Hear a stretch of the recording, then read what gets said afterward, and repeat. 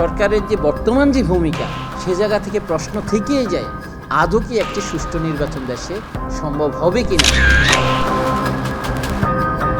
সরকার দলীয় যারা প্রধান এখন ইন্টেরিয়ামের, তারা যখন একটা পক্ষ নিচ্ছে হা ভোট না ভোটের, যেটা তাদের রাইট নাই, এই হা ভোট না ভোট জনগণ দিবে তার ইচ্ছা মতো।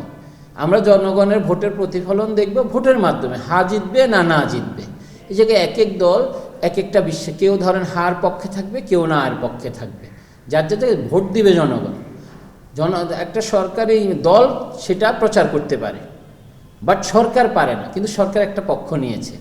আবার নির্বাচন কমিশন দেখবেন যারা ওই যে কালার বিলবোর্ড দিচ্ছে তাদের বিরুদ্ধে কোনো ব্যবস্থা নিচ্ছে না। এতে করে কি হচ্ছে, আমি যখন রাস্তায় নর্মাল কি বলে লিফলেট দিব, আপনি আমার বিরুদ্ধে শোকজ দিচ্ছেন, আবার একটা অংশ তারা সুন্দরভাবে তারা আইন বহির্ভূতভাবে তাদের প্রচারণা চালাচ্ছে, সেই ক্ষেত্রে তারা কোনো ব্যবস্থা নিচ্ছে না। তাহলে আমরা তো আসলে লেভেল প্লেইং ফিল্ড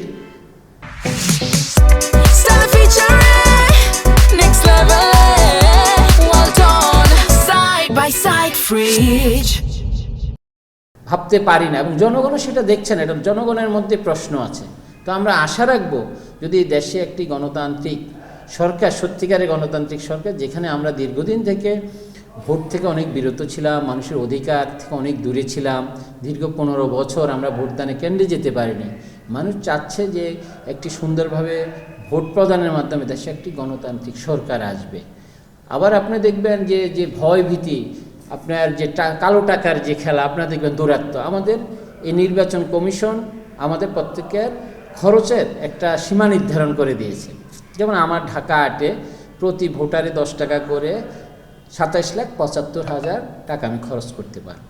কিন্তু আপনি দেখবেন যে যেভাবে প্রচারণা চলছে, কেউ কেউ কোটি কোটি কোটি টাকা খরচ করে ফেলবে, কিন্তু এটা তো নির্বাচন আইন বহির্ভূত, বিধি বহির্ভূত। তার মানে কি, তাদের কালো টাকার দৌরাত্ম্য এখানে আপনি দেখতে পাচ্ছেন। একদিকে তারা পেশি শক্তি, কেউ কথায় কথায় কথা নিজেদের মতো না মিললে তারা মব তৈরি করছে, ঠিক আছে, তার মানে তার পেশি শক্তি সেখানে প্রদর্শন করছে।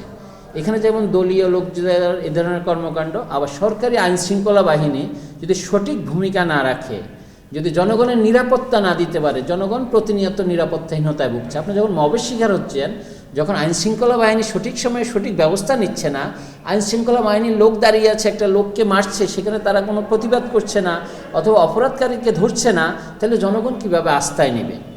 তো আমরা মনে করি আসলে মাঠ লেভেল প্লেইং ফিল্ড নাই।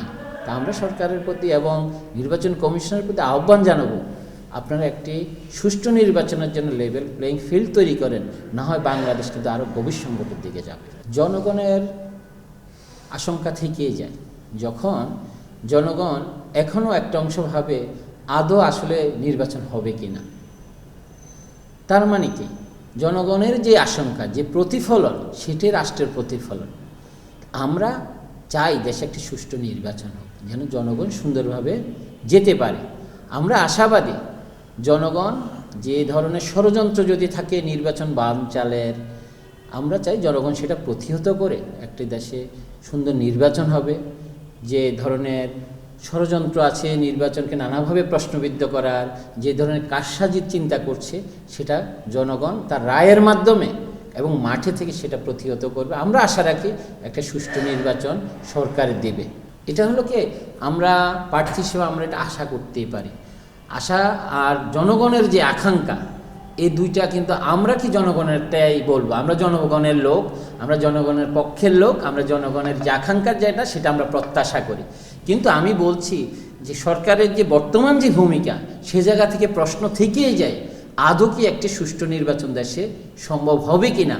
না বিগত দিনের যে সরকার আমরা দেখেছি, দিনের ভোট রাতে হওয়া, আমিডামি নির্বাচন হওয়া, 151 আসন আগে থেকে কোনো প্রার্থী ছাড়া ঘোষণা করে ইলেক্টেড হয়ে যাওয়া, নাকি এর চেয়েও আরও ভয়াবহ জায়গায় আমরা চলে যাচ্ছি যদি সরকার সেই ভূমিকাটা না নেয়।